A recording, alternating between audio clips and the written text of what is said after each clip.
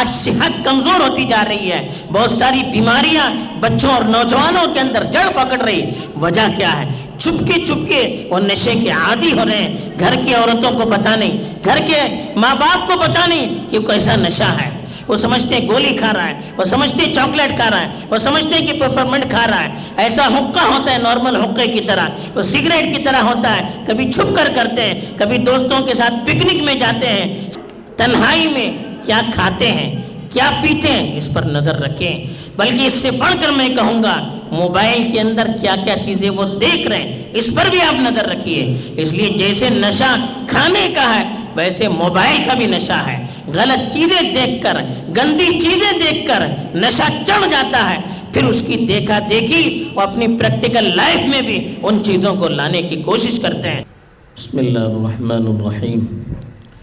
الحمد للہ رب العالمین والعاقبۃ للمتقین والصلاة والسلام علی سید الانبیاء والمرسلین خاتم النبیین محمد وعلى آلہ وصحبہ اجمعین. اما بعد، اعوذ باللہ من الشیطان الرجیم. بسم اللہ الرحمن الرحیم. ولا تقتلوا انفسکم ان اللہ کان بکم رحیما. میری دینی اور ایمانی بہنوں اور ماؤں، اس وقت مولانا عبدالاحد صاحب دامت برکاتہم آپ کے سامنے والدین کی ذمہ داریوں کے سلسلے میں بڑی قیمتی باتیں بہترین انداز میں پیش کر رہے تھے، جو حقیقت میں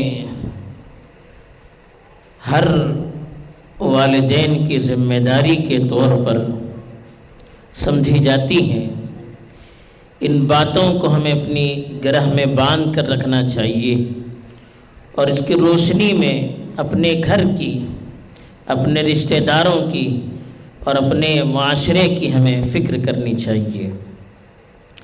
اس وقت جس موضوع پر مجھے گفتگو کرنے کا حکم دیا گیا ہے وہ ایک صالح معاشرے کے لیے ناسور اور کینسر کی طرح بنتا چلا جا رہا ہے. ایک صالح معاشرہ صالح انسانوں سے وجود میں آتا ہے.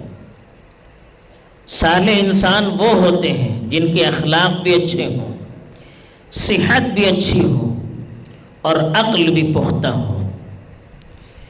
ان تینوں میں سے کسی ایک چیز میں اگر کمی آ جائے گی تو اس کا اثر نہ صرف پورے گھرانے پر پڑ سکتا ہے بلکہ پورا معاشرہ اس کا وبال بھگت سکتا ہے. چنانچہ اسلام نے اس کی بڑی کوشش کی کہ ایسی چیزوں کو رواج دیا جائے جس سے انسان کے اقدار بھی محفوظ رہیں، اخلاق بھی محفوظ رہیں، صحت بھی محفوظ رہے اور انسانی عقل بھی محفوظ رہے، جس کی وجہ سے ایک بہترین اور صحیح معاشرہ وجود میں آ سکے. معاشرہ بہترین ہوگا تو ملک بھی ترقی کی راہ پر گامزن ہوگا. جس معاشرے کے اندر کمزوری آ جاتی ہے وہ معاشرہ ترقی کی راہ سے ہٹنا شروع کر دیتا ہے اور آہستہ آہستہ وہ تنزلی کی طرف چلا جاتا ہے. کبھی وہ وقت بھی آ جاتا ہے کہ اخلاقی کمزوریوں کی وجہ سے، عملی کمزوریوں کی وجہ سے، صحت کی کمزوریوں کی وجہ سے معاشرہ بالکل زوال پذیر ہو جاتا ہے. اور ایک زوال پذیر معاشرے کی نشانی یہ ہوتی ہے کہ اس کے اندر اچھے لوگ پھر محفوظ نہیں رہتے ہیں، اس کے اندر ترقی کی فکر نہیں رہتی ہے، اس کے اندر اچھائیوں کو عام کرنے کی صلاحیت نہیں ہوتی ہے. وہ معاشرہ آپس میں متحد نہیں ہوتا ہے، وہ معاشرہ مل جل کر رہنے والا نہیں رہتا ہے. تو اسلام نے بنیادی طور پر اس کی کوشش کی ہے کہ ایسی چیزوں کو رواج دیا جائے جس سے انسان کی عقلیں بھی محفوظ رہیں، جس سے انسان کی صحت پر اچھا اثر پڑ سکے، جس سے اچھے اخلاق، اچھا کردار معاشرے میں وجود پا سکے۔ اس لیے اسلام نے ہر اچھی چیز کو رواج دیا ہے۔ اب یہ اچھی چیز جس کو اسلام نے رواج دیا ہے، اس کا تعلق صرف عبادت کی حد تک محدود نہیں ہے۔ ہمیں معلوم ہونا چاہیے کہ جس اسلام کے ہم ماننے والے ہیں، وہ اسلام زندگی کے تمام شعبوں میں ہماری رہبری اور رہنمائی کرتا ہے، چاہے وہ عبادت کا شعبہ ہو، چاہے وہ معاملات یعنی کاروبار کا شعبہ ہو، چاہے وہ اخلاقیات کا شعبات ہو یعنی جس سے انسان کی عقلیں بنتی ہیں، یا معاشرت کا شعبہ ہو، آپس میں رہن سہن مل جل کر رہنے کے جو اصول ہوتے ہیں وہ پہلو ہو، ہر پہلو میں اسلام ہماری رہبری کرتا ہے۔ اور ایک مسلمان کے ذہن میں ہمیشہ یہ بات رہنی چاہیے کہ مسلمان اس دنیا میں اللہ کے احکام کا پابند ہے۔ وہ اس طرح آزادی کا تصور نہیں کر سکتا جس طرح کی آزادی کا تصور آج سماج میں عام کیا جا رہا ہے۔ آزادی کے نام سے جو چیزیں معاشرے کے اندر رائج کی جا رہی ہے، وہ چیزیں انسانی معاشرے کو تباہی تک لے جانے والی ہے۔ اللہ کے رسول صلی اللہ علیہ وسلم نے ارشاد فرمایا تھا کہ الدنیا سجن المؤمن و جنت الکافر۔ حدیث بار بار ہم سنتے رہتے ہیں، لیکن یہ حدیث غور کرنے کی ہے کہ کیا بات اللہ کے رسول صلی اللہ علیہ وسلم ہم سے کہہ رہے ہیں۔ کہا کہ دنیا ایمان والوں کے لیے جیل خانہ ہے اور کافروں کے لیے جنت ہے۔ فرق کیا ہے؟ جنت اس جگہ کا نام ہے جس میں انسان اپنی من مانی چیزیں کر سکتا ہے۔ وَلَكُمْ فِيهَا مَا تَشْتَهِي أَنفُسُكُمْ وَلَكُمْ فِيهَا مَا تَدَّعُونَ۔ جنت کا جو عیش ہے، جنت کی جو راحتیں ہیں، جنت کی جو زندگی ہے، اس کا تذکرہ کرتے ہوئے قرآن مجید میں اللہ تعالیٰ نے ارشاد فرمایا کہ وَلَكُمْ فِيهَا مَا تَشْتَهِي أَنفُسُكُمْ، تمہیں ہر وہ چیز ملے گی جس کی تمہارے دل میں خواہش پیدا ہوگی، اور جو تم آواز دو گے ہر چیز آپ کے سامنے موجود رہے گی۔ تو جنت عیش و عشرت کی جگہ ہے، جنت من چاہی زندگی گزارنے کی جگہ ہے، جنت اپنی منمانی کرنے کی جگہ ہے، جنت اپنی خواہشات پر عمل کرنے کی جگہ ہے۔ لیکن اس کے مقابلے میں دنیا کی جو زندگی ہے وہ اللہ کے رسول صلی اللہ علیہ وسلم نے ایک مومن کے سلسلے میں فرمایا کہ وہ جیل کی طرح ہے۔ جیل میں انسان اپنی منمانی نہیں کر سکتا۔ جب جیل میں انسان جاتا ہے تو اس کا اپنا لباس جو ہوتا ہے وہ بھی اتارا جاتا ہے اور جیل کا لباس پہنایا جاتا ہے۔ جیل میں جو کھانا ہوتا ہے وہ انسان کے من کے مطابق نہیں ہوتا ہے۔ ہمیں بریانی کھانے کا شوق ہے، ہمیں چپاتی کھانے کا شوق ہے، ہمیں اور کوئی چیز کھانے کا شوق ہے، تو ہمیں جیل میں وہ چیزیں مہیا نہیں کی جاتی ہیں، بلکہ جیل کا اپنا کھانا ہوتا ہے، اس کو کھانا پڑتا ہے۔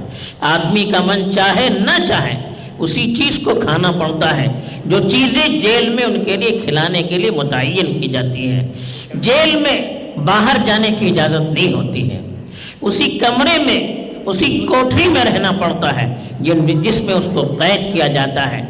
دن میں کچھ وقت ہوتے ہیں، کچھ اوقات ہوتے ہیں جن اوقات میں ان کو جیل سے باہر جانے کی اجازت ہوتی ہے۔ انہی اوقات میں وہ باہر کا مطلب بھی جو باؤنڈری ہوتی ہے اسی کے اطراف ان کو کچھ دیر گھمایا جاتا ہے، پھر اندر لایا جاتا ہے، یہاں تک کہ پیشاب پخانے کے لیے جانا ہوتا ہے، اس کے لیے بھی اوقات متعین ہوتے ہیں۔ تو جیل کی زندگی پابندی کی زندگی ہوتی ہے، جیل کی زندگی دوسروں کی تابعداری کی زندگی ہوتی ہے۔ تو اللہ تعالیٰ کے رسول صلی اللہ علیہ وسلم نے ایمان والوں کے لیے کہا کہ یہ دنیا تمہارے لیے جیل کی طرح ہے، یہاں ہم لوگ آزاد نہیں ہیں، اس معنی میں آزاد نہیں ہے جس معنی میں لوگ نعرہ لگا رہے ہیں، بلکہ ہم دنیا میں رہتے ہوئے اللہ کے احکام کے پابند ہیں۔ ہمیں کیا کرنا ہے اللہ کی شریعت ہمیں بتاتی ہے۔ سونا کیسا ہے، جگنا کیسا ہے، کاروبار کس طرح سے کرنا ہے، کون سے الفاظ زبان پر لا سکتے ہیں، کون سے الفاظ زبان پر نہیں لا سکتے ہیں، کون سی چیزیں ہم کھا پی سکتے ہیں، کون سی چیزیں کھانے کی پینے کی ہمیں اجازت نہیں ہے، یہ ساری چیزیں شریعت نے ہمیں بتلائی ہے۔ اسی کے دائرے میں رہتے ہوئے ہم اپنی چیزوں کا استعمال کر سکتے ہیں، یہاں تک کہ جو جسم ہمارا ہے، جو زبان ہماری ہے، جو آنکھیں ہماری ہیں، جو ہاتھ ہمارا ہے، یہ بھی آزاد نہیں ہے۔ ان کو بھی ہم اللہ کے بتائے ہوئے طریقے کے مطابق ہی استعمال کر سکتے ہیں۔ اپنے ہاتھ کو ہم ضائع نہیں کر سکتے، جسم کے کسی حصے کو ہم ضائع نہیں کر سکتے، اس لیے کہ اللہ کا دیا ہوا جسم ہے، اللہ کے دیے ہوئے اعضاء ہیں، ان کا حساب ہمیں اللہ کے پاس دینا ہوتا ہے۔ تو ہمارا جسم بھی اللہ کی امانت ہے، کیا کھانا ہے، کیا پینا ہے، اس میں بھی ہم اللہ کے اصول کے پابند ہیں۔ تو اس لیے ہمیں یہ بھی تصور اپنے ذہن میں رکھنا چاہیے کہ دنیا ہمارے لیے جنت نہیں ہے، اس معنی میں کہ ہم اپنی منمانی چیزیں دنیا میں نہیں کر سکتے، بلکہ ہمیں اللہ نے بہت سی چیزوں کا پابند بنا، یہاں تک کہ گھر کے اندر ہم جو رہتے ہیں اس میں بھی بہت ساری چیزوں کے پابند ہیں، کھانے پانے پینے میں بھی بہت ساری چیزوں کے ہم پابند ہیں۔ ان پابندیوں کے ساتھ ہمیں اس دنیا میں رہنا ہے، اور جنت کافروں کے لیے دنیا ہے۔ کافر منمانی کر سکتے ہیں اس معنی میں کہ ان کے سامنے کوئی شریعت نہیں ہے، کوئی احکام نہیں ہے، وہ اپنی منمانی زندگی گزار رہے ہیں، وہ اللہ کے پاس حساب دینے کا تصور نہیں رکھتے ہیں۔ ان کو بھی حساب دینا ہے لیکن وہ تصور نہیں رکھتے ہیں۔ ہم مومن ہیں، ہمیں ہمارا عقیدہ یہ سکھاتا ہے کہ ہمیں دنیا کے ہر پل کا، دنیا کے ہر عمل کا، دنیا کی ہر چیز کا کل اللہ کے پاس مرنے کے بعد حساب دینا ہے۔ تو دنیا میں جو ہم زندگی گزار رہے ہیں اس میں بھی ہم آزاد نہیں ہیں، ہم اللہ کے احکام کے پابند ہیں، ہمیں اللہ کے پاس ہر چیز کا حساب دینا ہوگا۔ یہ تصور کر کے ہمیں زندگی گزارنی چاہیے۔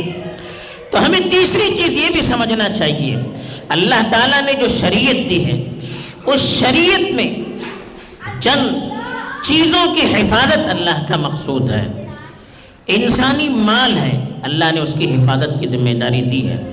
شریعت میں جو احکام دیے ہیں وہ احکام کچھ مقاصد کو سامنے رکھ کر اللہ نے دیے، ان میں سے ایک مقصد یہ ہے انسانوں کے عقل کی حفاظت کی جائے، دوسرا مقصد یہ کہ انسان کے جسم کی صحت کی حفاظت کی جائے، تیسرا مقصد یہ ہے کہ انسان کی عزت آبرو کی حفاظت کی جائے، چوتھا مقصد یہ ہے کہ انسان کے انسانی نسل کی، اس کے حسب نسب کی، اس کے خاندان کی حفاظت کی جائے۔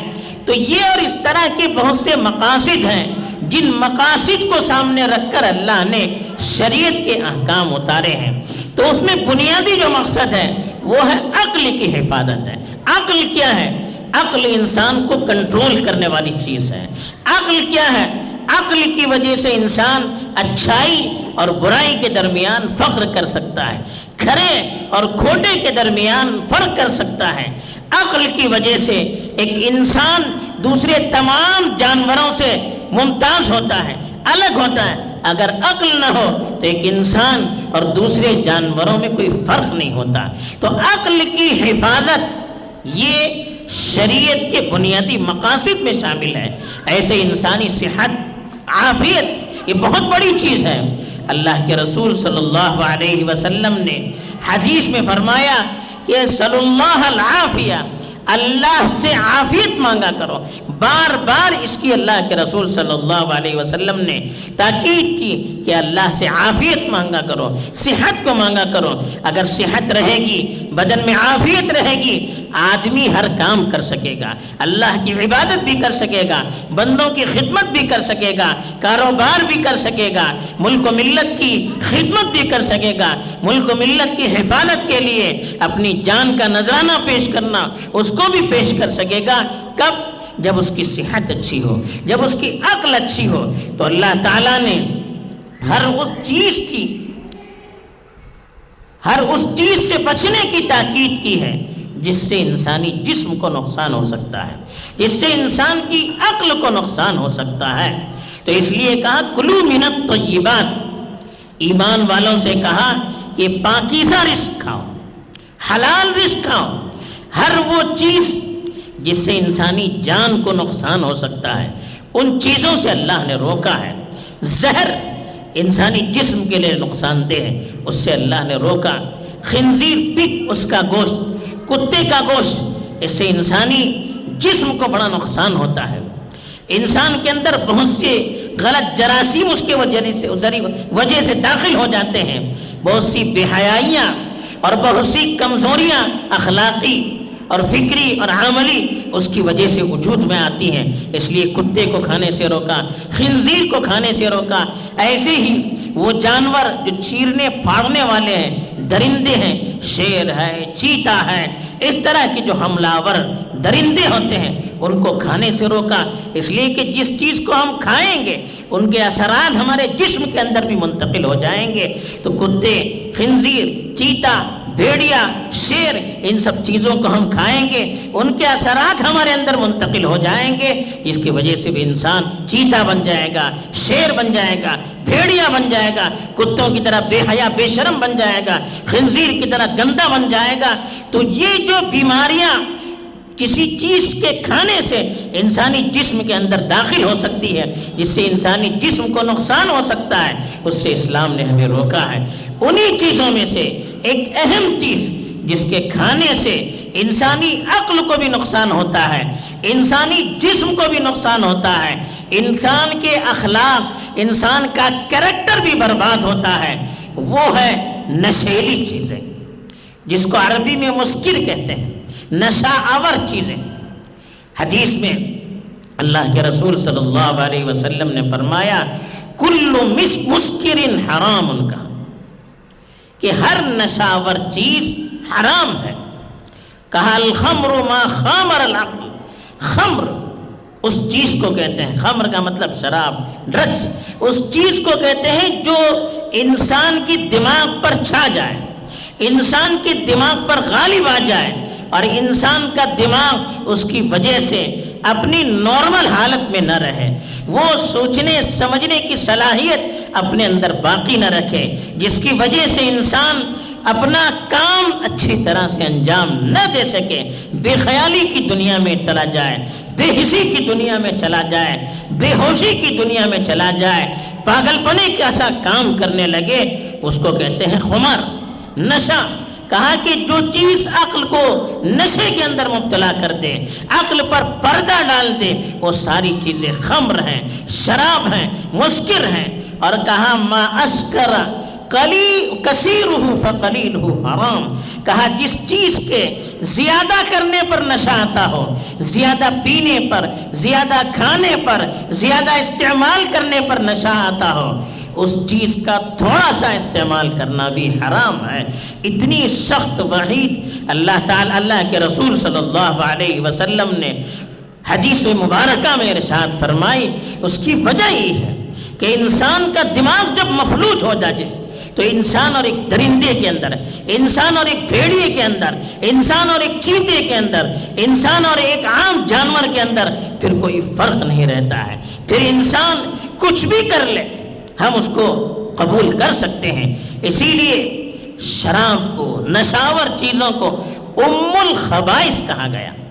ساری خباثتوں کی جڑ، ساری برائیوں کی جڑ شراب کو کہا گیا۔ اس لیے کہ آدمی شراب پیتا ہے، نشے میں چلا جاتا ہے، پھر اس سے زنا کرنے کے لیے کہا جائے وہ زنا بھی کرے گا، پھر اس سے لڑائی جھگڑا کرنے کے لیے کہا جائے وہ لڑائی جھگڑا بھی کرے گا، پھر اس سے کسی کو قتل کرنے کے لیے کہا جائے وہ قتل بھی کرے گا، پھر اس سے کسی چوری کرنے کے لیے کہا جائے وہ چوری بھی کرے گا، ڈکیتی بھی کرے گا۔ ہر وہ برائی جس کا نارمل حالات میں بغیر نشے کے، عقل اور ہوش و حواس کے ساتھ جس کا تصور بھی وہ نہیں کر سکتا تھا، جب نشہ اس پر چڑھ جاتا ہے ہر برائی کرنے کے لیے وہ تیار ہو جاتا ہے۔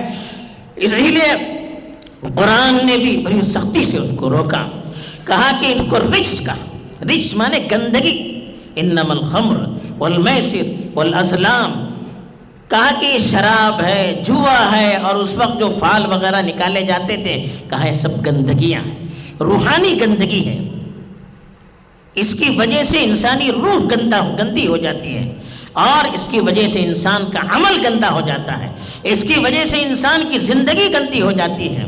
اور کہا من عمل الشیطان، یہ شیطان کا عمل ہے، شیطان انسان کو نشے میں ڈالتا ہے، اس لیے کہ جب نشے میں انسان ہوگا تو شیطان جو چاہتا ہے وہ ساری چیزیں کرنے کے لیے انسان تیار ہو جاتا ہے۔ شیطان کا مقصد کیا ہے؟ آپس میں لڑانا۔ شیطان کا مقصد کیا ہے؟ دشمنی پیدا کرنا۔ شیطان کا مقصد کیا ہے؟ گناہوں میں مبتلا کرنا۔ شیطان کا مقصد کیا ہے؟ بے حیائی میں مبتلا کرنا۔ شیطان کا مقصد کیا ہے؟ معاشرے کے اندر دراڑ پیدا کرنا۔ تو جو شیطان چاہتا ہے، آدمی جب شراب پیے گا، جوئے کا عادی بنے گا، وہ سارا کام کرنے کے لیے انسان تیار ہو جائے گا۔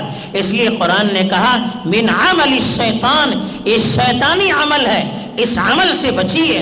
فاجتنبوہ کہا، تاکید سے کہا، حکم دیا، آرڈر دیا، کہا کہ اس سے بچیے لعلکم تفلحون، شاید کہ تم کامیاب ہو جاؤ۔ یعنی آپ دنیا میں کامیابی کی زندگی گزارنا چاہتے ہیں، آپ آخرت میں کامیاب ہونا چاہتے ہیں، آپ کو ان چیزوں سے بچنا چاہیے، شراب سے، جوئے سے، اور اس طرح کی جو چیزیں ہوتی ہیں ان چیزوں سے بچنا چاہیے۔ جب تک ہم بچیں گے نہیں، ہم کامیاب زندگی نہیں گزار سکتے۔ اور آگے انسان، اللہ نے فرمایا کہ شیطان کیا چاہتا ہے؟ انما یرید الشیطان ان یوقع بینکم العداوۃ والبغضاء فی الخمر والمیسر، کہ شیطان آپس میں تمہاری دشمنی پیدا کرنا چاہتا ہے شراب اور جوؤں کے ذریعے سے، جوا کھیل کر اور شراب پلا کر شیطان آپس میں ہم کو لڑوانا چاہتا ہے، دشمنی پیدا کرنا چاہتا ہے۔ چنانچہ آپ دیکھیے، جو شخص شراب کا عادی ہوتا ہے، نشے کا عادی ہوتا ہے، اس کے گھر کی حالت آپ خود سمجھ سکتے ہیں۔ ہمیشہ گھر میں ٹینشن، لڑائی، بیوی سے لڑائی، بچوں سے لڑائی، بھائیوں سے لڑائی، ماں سے لڑائی، یہاں تک کہ اپنے والد سے لڑائی۔ آئے دن ہم اخبار میں پڑھتے ہیں کہ نشے کی حالت میں بچے نے باپ کو مار دیا، بچے نے ماں کو مار دیا، بیٹے نے اپنی بہن کو بھائی نے مار دیا، بیوی نے شوہر کو مار دیا، نشے کی حالت میں۔ کیا کیا انسان نہیں کرتا ہے نشے کی حالت میں؟ باپ نے بیٹی کے ساتھ غلط حرکت کی، کتنی خبریں ہم آئے دن سنتے رہتے ہیں۔ اور نشہ جب چڑھ جاتا ہے، پھر آدمی گھر سے باہر نکل کر معاشرے کے لیے ایک ناسور بن جاتا ہے۔ پڑوسیوں سے لڑائیاں، محلے میں لڑائی، ہر جگہ لڑائی جھگڑے ہی ہوتے ہیں۔ اللہ نے کہا دشمنی یہ شیطان پیدا کرنا چاہتا ہے۔ نشہ جب چڑھتا ہے، انسان نارمل حالت میں نہیں رہتا ہے، گاڑی چلاتا ہے۔ آپ دیکھیے دنیا میں جو حادثات ہوتے ہیں، ایکسیڈنٹ ہوتے ہیں، آپ جائزہ لیجئے، 80% جب اس کی تحقیق کی جاتی ہے تو ڈرائیور نشے کی حالت میں رہتا ہے۔ کتنوں کی جانیں ضائع ہو جاتی ہیں اس کے ذریعے سے، ہزاروں لوگ مہینوں میں مر جاتے ہیں، سال میں نہیں، مہینوں میں ہزاروں لوگ مر جاتے ہیں اس نشے کی وجہ سے، چاہے وہ قتل کی صورت میں ہو، لڑائی جھگڑے کی صورت میں ہو، یا حادثات کی صورت میں ہو، ایکسیڈنٹ وغیرہ کے ذریعے ہو۔ کتنے لوگ اس کے ذریعے سے مر جاتے ہیں، کتنے خاندان بکھر جاتے ہیں، طلاق کے کتنے واقعات ہوتے ہیں، نشے کی حالت میں طلاق دے دیا، جوش کی حالت میں طلاق دے دیا، کتنے واقعات ایسے ہو رہے ہیں، یہ نشے کی وجہ سے ہو رہے ہیں۔ اور سب سے بڑھ کر انسان نشہ کرتا ہے، پھر اس کے اندر کمزوری پیدا ہو جاتی ہے، دماغ کمزور ہو جاتا ہے، یادداشت اس کی کمزور ہو جاتی ہے، سوچنے سمجھنے کی صلاحیت کمزور ہو جاتی ہے، بدن کمزور ہو جاتا ہے، خون اس کا خراب ہو جاتا ہے، فاسد ہو جاتا ہے، اور پھر اس کی وجہ سے وہ کام کاج کا بھی اہل نہیں رہتا، کمانے کا اہل نہیں رہتا، نہ کاروبار صحیح طور پر کر سکتا ہے، نہ نوکری صحیح طور پر کر سکتا ہے، نہ معاشرے میں کوئی اچھا کام صحیح طور پر کر سکتا ہے۔ بلکہ جب نوجوان بچے جب عادی ہو جاتے ہیں تو پھر تعلیم سے ان کو دلچسپی نہیں ہوتی ہے، رات میں نیندیں نہیں لگتی ہے، نیند نہیں لگے گی تو پھر کہاں سے صبح اٹھ کر وہ محنت کر سکیں گے،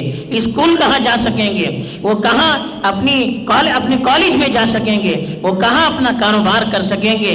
رات بھر نیند نہیں آتی ہے، جس کی وجہ سے گھر ایک تباہی کا منظرنامہ بن جاتا ہے، جنگ کا ایک میدان بن جاتا ہے، تو ایک نسل ضائع ہو جاتی ہے، کاروبار بھی ٹھپ پڑ جاتا ہے، کام کاج سے بھی انسان بیکار ہو جاتا ہے، معطل ہو جاتا ہے، بے روزگار ہو جاتا ہے، تعلیم کا بھی اہل نہیں رہتا، تو پھر وہ معاشرہ بچ کیسے سکتا ہے؟ اس کے اندر اخلاقی گراوٹ آ جاتی ہے، ایک قسم کی بے حیائی آ جاتی ہے۔ جو نشے کے عادی ہوتے ہیں، چاہے مرد ہوں چاہے عورت ہوں، ان کے اندر بے حیائی آ جاتی ہے، ایک قسم کا ٹھیٹ پن آ جاتا ہے کہ کسی کا ادب نہیں کرتا بچہ، کسی کا احترام نہیں کرتا۔ عورت ہوتی ہے شرم حیا سے عاری ہو جاتی ہے، کس سے بات کرنا ہے، کہاں جانا ہے، کس انداز میں رہنا ہے، ساری چیزیں آہستہ آہستہ ختم ہو جاتی ہیں، ہمیں پتہ نہیں چلتا ہے۔ ہم سمجھتے ہیں کہ کوئی بیماری ہے، کوئی ٹینشن ہے، نہیں، یہ عام طور پر آج کل بچوں میں یہ حالات جو ہو رہے ہیں، ماں باپ کی نافرمانی اور لاپرواہی، ایک ایسا لگتا ہے کہ کچھ بھی کہا جائے کچھ بھی ان کو سمجھ میں نہیں آتا۔ اساتذہ شکایت کرتے ہیں، درجے میں بچے رہتے ہیں، کلاس میں رہتے ہیں، استاد پڑھا رہا ہے، بچے کا ذہن لگتا ہی نہیں اس میں، ایسا لگتا ہے دماغ کہاں رہتا ہے پتہ ہی نہیں، یا تو سوتے رہتا ہے یا کسی دوسری جگہ اس کا دماغ رہتا ہے۔ بچیاں ہیں، ان کی بھی شکایتیں آتی ہیں، کیوں ایسا ہو رہا ہے؟ یہ سب شراب اور نشاور چیزیں، ڈرگس ہیں یا دوسری جو چیزیں ہیں اس کی وجہ سے ہوتا ہے۔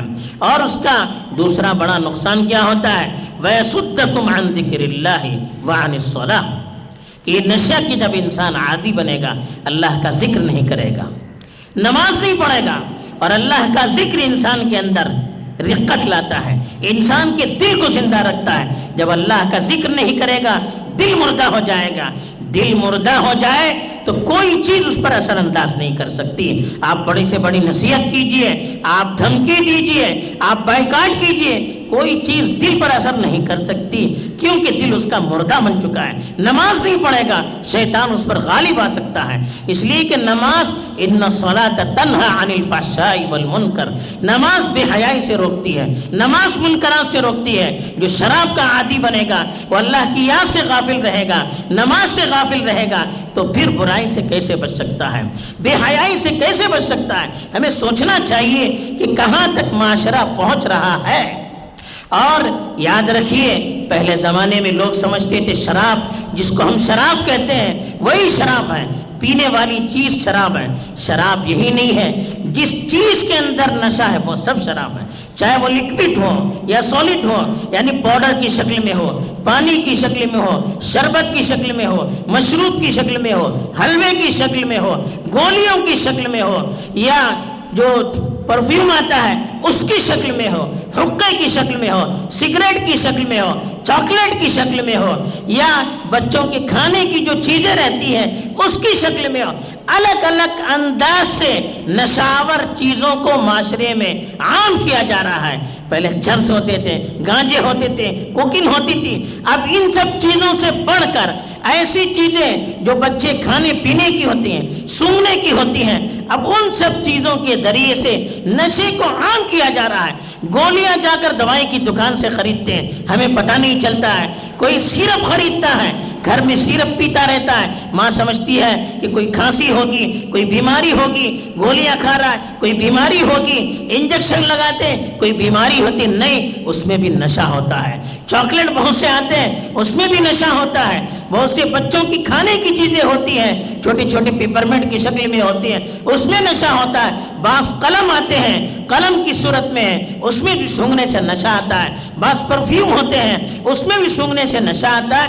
اب یہ چیزیں بچوں کو معلوم نہیں ہے، نشہ ہے کیا ہے معلوم نہیں۔ چھوٹے بچے ہیں، چھوٹی بچیاں ہیں، اسکول میں جاتے ہیں، کالج میں جاتے ہیں، انہیں پتہ نہیں چلتا ہے، ایک دوست کر رہا ہے، دوسرا دوست کر رہا ہے، اب اسی میں ایک دوسرے کی دیکھا دیکھی لوگ ان سب چیزوں میں پڑ رہے ہیں اور نشے کے عادی بن رہے ہیں، اور نشے کے جو اثرات زندگی پر مرتب ہونا چاہتے ہیں، مرتب ہوتے ہیں، اسی طرح کے اثرات ان کی زندگی پر مرتب ہو رہے ہیں۔ آج بچے ماں باپ کی بات نہیں مانتے ہیں، آج بچوں کے اندر پڑھنے کا شوق نہیں ہے، آج بچوں کے اندر لاپرواہی بڑھتی جا رہی ہے، آج بچوں کے اندر بے حیائی بڑھتی جا رہی ہے۔ آج ایسا لگتا ہے عقلیں کام نہیں کر رہی، معوف ہوتی چلی جا رہی ہے، مفلوج ہوتی چلی جا رہی ہے، آج صحت کمزور ہوتی جا رہی ہے، بہت ساری بیماریاں بچوں اور نوجوانوں کے اندر جڑ پکڑ رہی۔ وجہ کیا ہے؟ چپ کے وہ نشے کے عادی ہو رہے ہیں. گھر کی عورتوں کو پتہ نہیں, گھر کے ماں باپ کو پتہ نہیں کہ کیسا نشہ ہے. وہ سمجھتے ہیں گولی کھا رہا ہے, وہ سمجھتے ہیں چاکلیٹ کھا رہا ہے, وہ سمجھتے ہیں کہ پیپرمنٹ کھا رہا ہے. ایسا حقہ ہوتا ہے نارمل حقے کی طرح, وہ سگریٹ کی طرح ہوتا ہے. کبھی چھپ کر کرتے ہیں, کبھی دوستوں کے ساتھ پکنک میں جاتے ہیں, سہیلیاں کہیں بیٹھتی ہے, وہاں پر یہ سب چیزیں کی جاتی ہے اور کسی کو کانوں کان خبر بھی نہیں ہوتی ہے. اگر خبر بھی ہوتی ہے وہ اس کو نشاور چیزیں نہیں سمجھتے. یاد رکھیے, جس چیز کے اندر نشہ ہے وہ سب مسکر ہیں, وہ سب حرام ہے, چاہے مشروب کی شکل میں ہو, لکوڈ کی شکل میں ہو, پاؤڈر کی شکل میں ہو, سالڈ کی شکل میں ہو, ہوا کی شکل میں ہو, پرفیوم کی شکل میں ہو, گولی کی شکل میں ہو, چاکلیٹ کی شکل میں ہو, انجیکشن کی شکل میں ہو. جس چیز سے بدن میں نشہ چڑھ جاتا ہے وہ سب حرام ہے, وہ سب شراب کے حکم میں ہے, وہ سب نجس ہیں. اس کی وجہ سے نماز بھی نہیں ہوگی, اس کی وجہ سے اخلاق بھی برباد ہوں گے, اس کی وجہ سے صحت بھی برباد ہوگی, اس کی وجہ سے گھرانہ بھی برباد ہوگا, اس کی وجہ سے خاندان بھی برباد ہوگا, اس کی وجہ سے معاشرہ بھی برباد ہوگا, اس کی وجہ سے ملک بھی برباد ہوگا. آج ایک ناسور کی طرح مسلم معاشرے کے اندر یہ چیز پنپ رہی ہے. بلکہ بعض رپورٹوں سے پتہ چلتا ہے بعض اسلام دشمن عناصر ہیں, بعض طاقتیں ہیں جو جان بوجھ کر ان علاقوں میں جہاں مسلمانوں کی کثرت ہے وہاں ڈرگس کو, وہاں نشے کو, وہاں اس طرح کی نشیلی چیزوں کو عام کر رہے ہیں. نوجوان لڑکے اور لڑکیوں کے اندر, کالج اور اسکول کے بچے بچیوں کے اندر اس طرح کی چیزوں کو عام کر رہے ہیں. کہیں چھپ کر, کہیں کھل کر یہ سب چیزیں ہو رہی ہیں. اور پری پلان مسلم نسل کو, جو ہمارے لیے ہمارے نوجوان ہمارا مستقبل ہیں, ہمارے لیے ریڑھ کی ہڈی کی مانند ہیں, ہمارے نوجوان کو, ہمارے فیوچر کو, ہمارے مستقبل کو برباد کرنے کی کوشش کر رہے ہیں. اس کا ہمیں بالکل کھل کر بیدار مغزی کے ساتھ جائزہ لینے کی ضرورت ہے. اس میں سب سے بڑی ذمہ داری ہماری ہے, والدین کی ہے, گھر میں ماں باپ کی زندگی ذمہ داری ہے. ہمارے یہ بچے ہمارے ہاتھ میں اللہ کی امانت ہیں. ان بچوں کی تربیت اللہ کی طرف سے ہم پر فرض کی گئی ہے. ہمیں ان بچوں کے بارے میں کل اللہ کے پاس جواب دینا ہوگا. جیسے بچوں کو کھلانا یہ ہماری ذمہ داری, اچھے اچھے کپڑے پہنانا یہ ہماری ذمہ داری, اچھے اسکول اور کالجوں میں تعلیم دلوانا یہ ہماری ذمہ داری, اچھے گھر اور مکان کا انتظام کرنا یہ ہماری ذمہ داری ہے, اچھے وسائل ان کے لیے مہیا کرنا یہ ہماری ذمہ داری ہے. اسی طرح بلکہ میں کہتا ہوں اس سے بڑھ کر ہماری یہ ذمہ داری ہے کہ ہم اپنے بچوں کی صحیح تربیت کریں, ان کے اخلاق کی فکر کریں, ان کے کیریکٹر کو بنانے کی فکر کریں, ان کو اچھے سے اچھا انسان, اچھا بچہ ہے تو اچھا باپ بنانے کی فکر کریں, اچھا قائد بنانے کی فکر کریں, اچھا ماڈل بنانے کی فکر کریں. اگر بچی ہے اچھی ماں بنانے کی فکر کریں, اچھی گھر والی بنانے کی فکر کریں, اچھی گھر کی مالکن بنانے کی فکر کریں.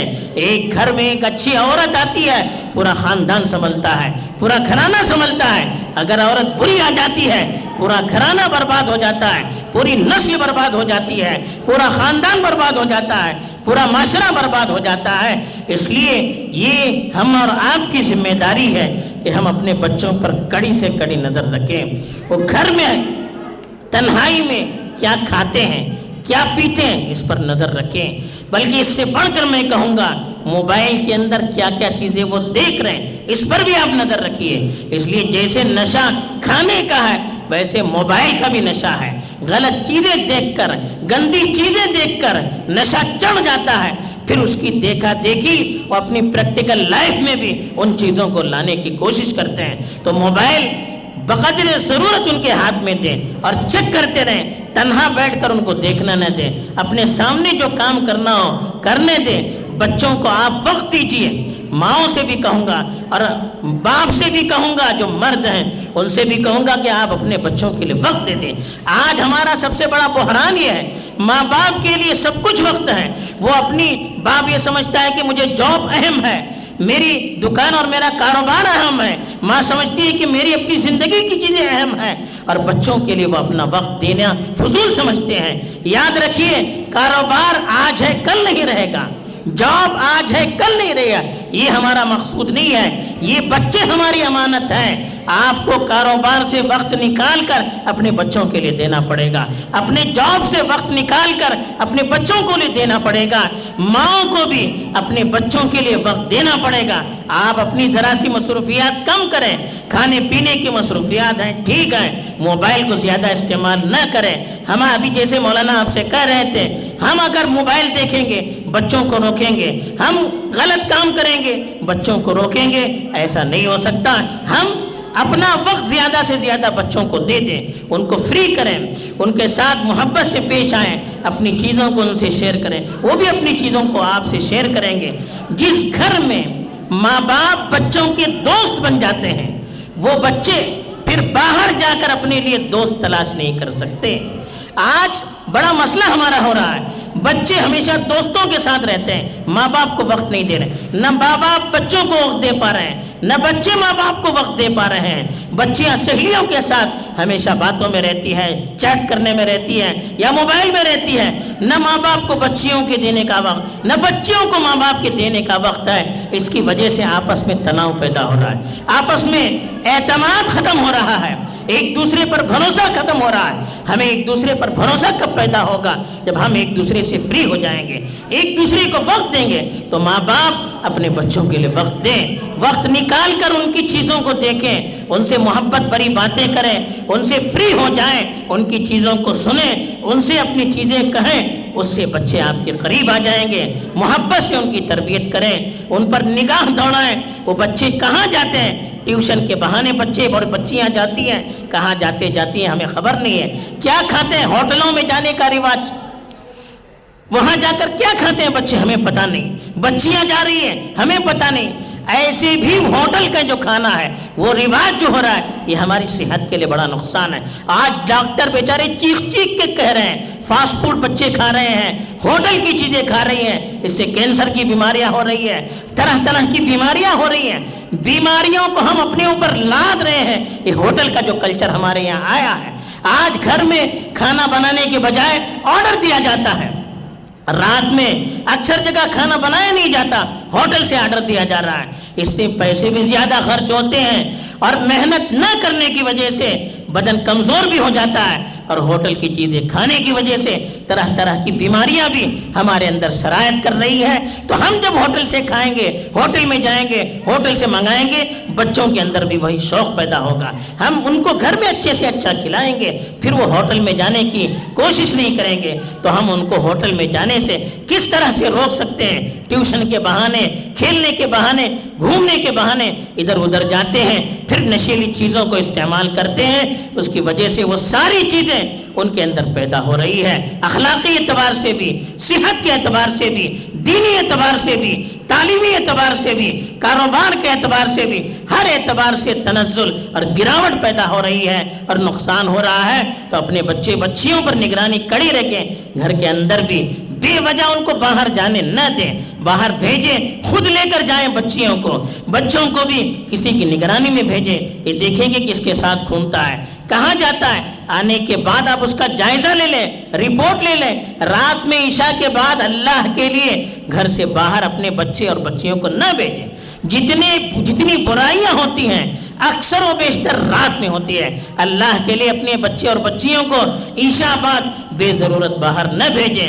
ٹیوشن کے لیے بھی عشاء کے بعد نہ بھیجیں. جو بھی ہو آپ بات کر کے عشاء سے پہلے تک اس کو کرا لیں. اپنے گھر میں پڑھانے کا انتظام کرائیں. کیوں باہر بھیجتے ہیں؟ اپنا بوجھ کیوں دوسروں پر لاتے ہیں؟ ہم ذرا سا وقت نکال کر اپنے بچوں کی فکر کریں گے. یہ بچے کل کو بڑے ہو کر اچھے بنیں گے, اچھے کام کریں گے, ہمارا بھی نام روشن ہوگا. اور وہ جو اچھا کام کریں گے ان کو جتنا ثواب ملے گا اتنا ثواب بھی اللہ ہمارے حق میں بھی لکھے گا. اس لیے آج ہماری یہ ذمہ داری ہے کہ ہم اپنے نوجوان نسل کی فکر کریں, اپنی اولاد کی فکر کریں. اور خاص طور پر آج جس عنوان پر ہم اور آپ کے لیے بلایا گیا ہے ان چیزوں کی ہم فکر کریں, اس عنوان کو ہم اثر نو سمجھنے کی کوشش کریں. اپنے گھرانے سے ہم اس کی کوشش کریں. ابھی یہ بیماریاں قدم رکھ رہی ہیں, اسی وقت اگر ہم نے روکا تو انشاءاللہ معاشرہ کنٹرول میں آ جائے گا. اگر یہ چیزیں جڑ پکڑ جائیں تو پھر معاشرہ جس طرح سے برباد اور کھوکھلا ہوگا ہم اس کا اندازہ نہیں کر سکتے. اللہ حفاظت فرمائے. تو یہ آج کا پیغام بھی ہے, آج کی ذمہ داری بھی ہے.